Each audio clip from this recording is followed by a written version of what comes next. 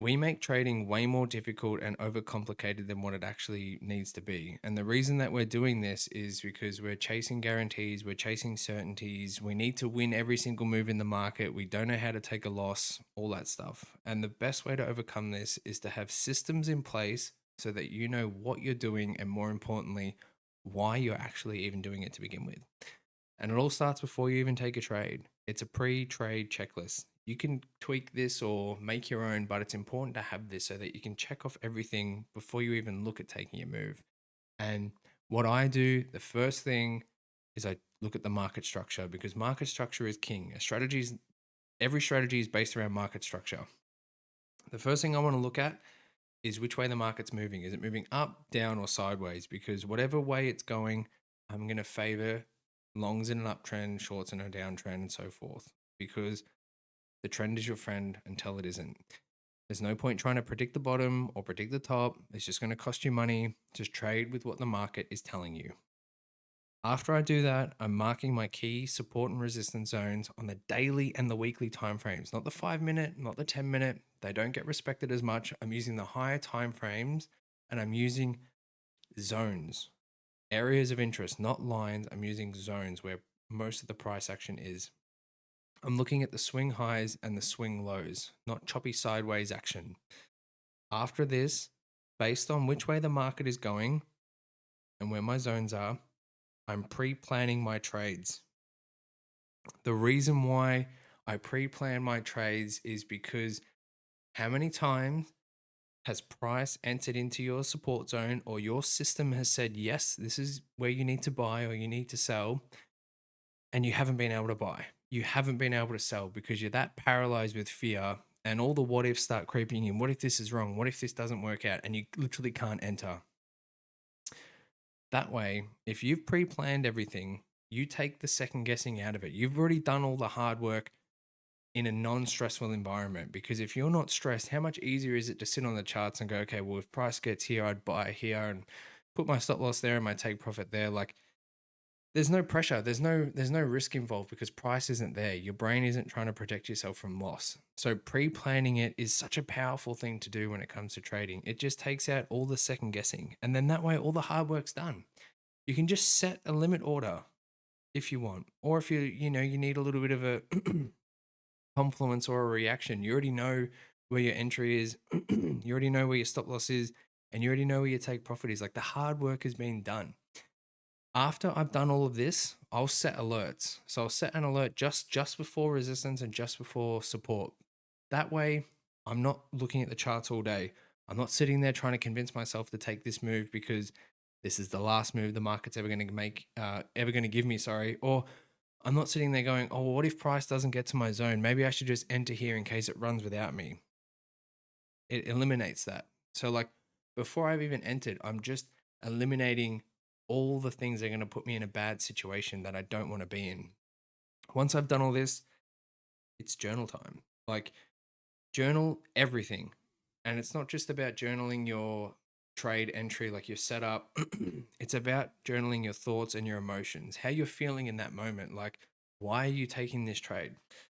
Are you taking this trade because it's your system, or are you taking this trade because you've just had a loss and you're about to revenge trade? It's a way to slow your mind down, and then that way you can read back over it and catch yourself and go, oh, I actually am trying to force a trade here. I shouldn't be in this position. I'm going to get off the charts. And it's just another step that you can implement to just get yourself out of bad habits and putting yourself in bad trading situations. So, what does this look like in real time? I want to run through a trade that I took on Bitcoin and why I took it. So as you can see here, I've already had my alert set and my zones have been drawn. So as you can see, the swing low and the swing highs is where I've drawn my support and resistance zones off.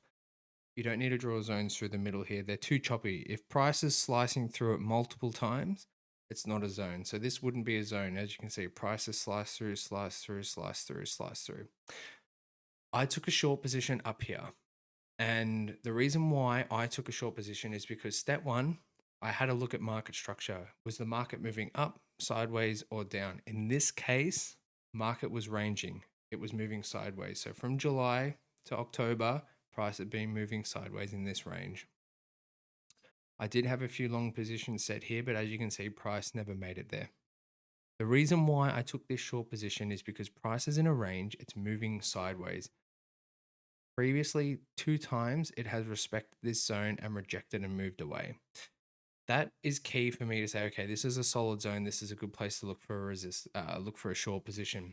So what I'm going to do next is look for where my entry needs to be, somewhere logical. Where can I put my entry that's going to get hit? Where can my stop loss go that's logical?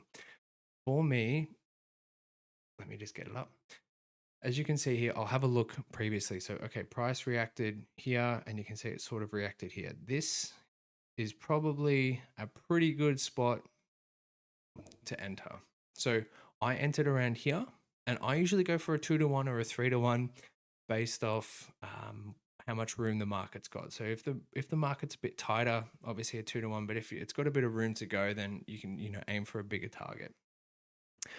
Once I've found my entry, the next thing I'm thinking of is where can my stop loss go? So then that way, if it gets hit, this trade idea is invalidated. It's no longer in a range. It's now in an uptrend, and price isn't treating this as resistance. It's going to come back and treat it as support.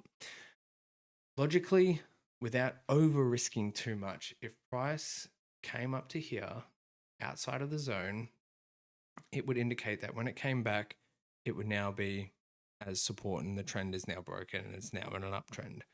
After that, that's where I look, okay, where can logically my take profit be? So this is sort of the thought process that I'm going through when I was looking at this trade.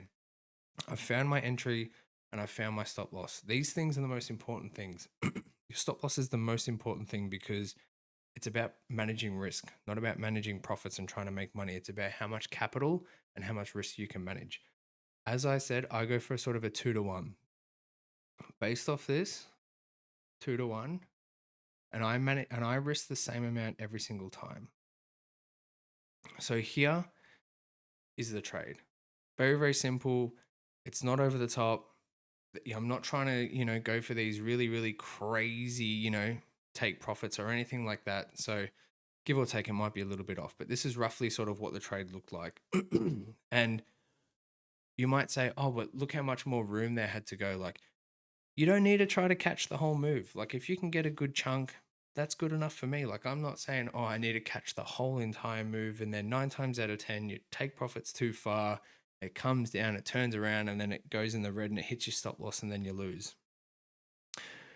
When it comes to confirmations, if I'm awake, most of the time when I trade, because of the country I'm in, most of the time my entries get hit overnight when I'm asleep. And I'm not really one to stay up all night trading because I've just got no idea, because obviously I set alerts and I don't know when it's going to happen. So I'm not going to sit up all night, every single night, like thinking, oh, is my alert going to get hit tonight? So I don't really worry about it. So if I'm awake, what I look for on the 4-hour is I look for some sort of reaction. As you can see here, price is coming up and it's slowing down. You can see that the candle bodies, they're getting smaller and smaller and smaller and smaller. Like the trend is starting to slow down a little bit. It's starting to sort of move a little bit sideways.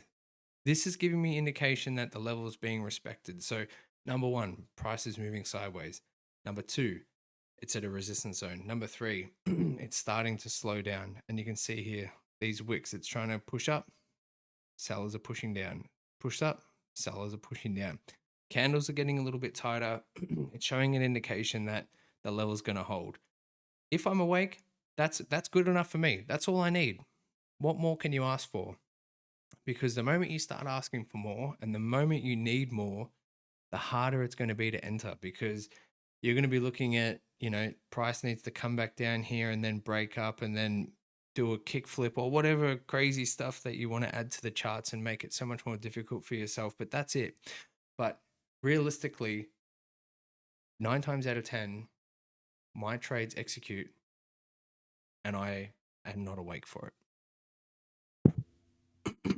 It is what it is. That's just trading. But that's why I pre-plan. Because pre-planning takes the guessing out of it. Like, you've already planned, where does your stop loss need to go? Where does your take profit need to go? Where does your entry need to go? And you might say, what about the sweep? What about the sweep? What if it doesn't sweep? There's no guarantee that price is going to sweep every single time. Like there's no guarantee that it's going to do that every single time. Like look here, literally didn't sweep, didn't sweep, didn't sweep, didn't sweep. Like there's absolutely no guarantee, and you have no idea if price is going to sweep or it's not. And if you're waiting for a sweep, price might move down and then move away, and you haven't even entered because you're waiting for a sweep. Make it easy, make it simple for yourself, and the less confluences you have, the easier it is for you to get in. Like make it as simple as possible. Like if you need confluences, just have a look. Jump on the 4 hour. That's as low as I'll go. You can see here the wicks are being pushed down. That's a good indication that buyers are running out of power and sellers are stepping in. Like that's all you need. Personally, if you need more, it's totally up to you. But the more you add, the more complicated you're going to make it for yourself. So check the trend, draw out your zones, pre-plan your trade, set alerts, journal. And then once you enter, don't look at the charts. Stay out of your own way. And don't be greedy. Don't be unrealistic. Have a realistic entry, a realistic take profit, and a realistic stop loss. Like there's no point having a take profit that's ridiculous, or you want a crazy entry that's never going to be hit. Like be realistic with your trading. It doesn't need to be over the top. Simplify it, make it easier for yourself. And that's literally all I do. That's literally all I do. And I know there's people out there that have these crazy entry models and all this kind of stuff, and it seems, oh, this must be legit because trading shouldn't be this easy. Trading should be complex. Trading should be, have all these moving cogs and parts, but you could probably attest to this from experience. Your super overcomplicated strategies and all your confluences, they're not working. They're not working because it's just too much. And all it is trying to help you predict the market, but you can't predict the market. You just can react to the market. Keep it simple and make it easier for yourself, and your trading will be so much better than what it is now. I appreciate you watching. Thank you so much. I'll see you on the next one.